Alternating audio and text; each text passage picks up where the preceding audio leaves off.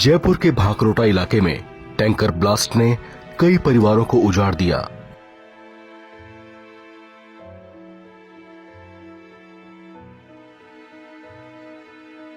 यह हादसा 14 जिंदगियों को लील गया।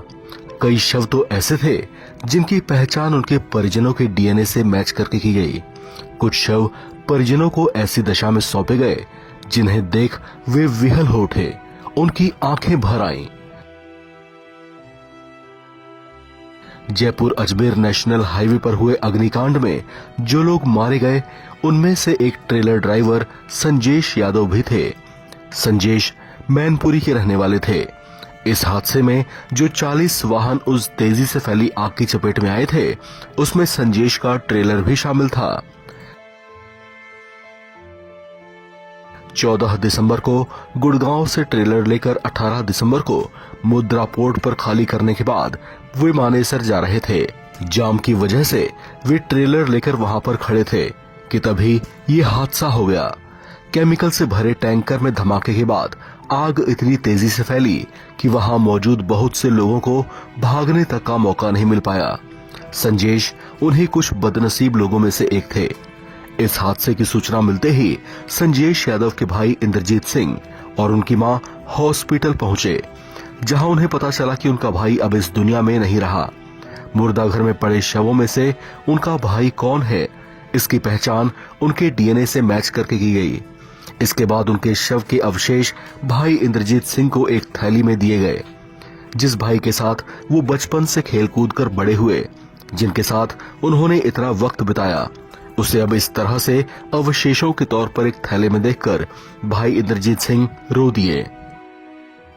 उसकी हिम्मत नहीं हुई कि वो इसके बारे में अपनी मां को कुछ बता पाते।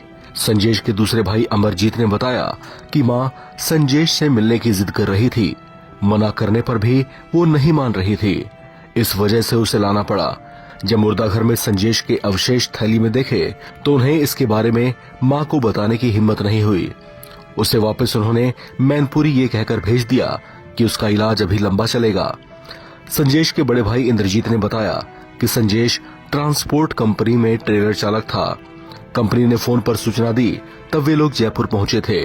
उन्होंने बताया कि कंपनी में फील्ड का काम देखने वाले किरोड़ीमल भी उनके साथी थे। सभी जगह भाई को तलाश करने पर वे ट्रेलर के पास पहुंचे। ट्रेलर पूरी तरह से कबाड़ में तब्दील हो चुका था और कुछ भी नहीं बच पाया था। आसपास के लोगों ने बताया कि संजेश जल चुका था। चश्मदीदों के मुताबिक ये सब कुछ इतनी तेजी से हुआ कि किसी को कुछ भी समझ में नहीं आया। जयपुर अजमेर नेशनल हाईवे पर एकदम भोर में हुए इस हादसे की चपेट में लगभग 40 वाहन आए थे।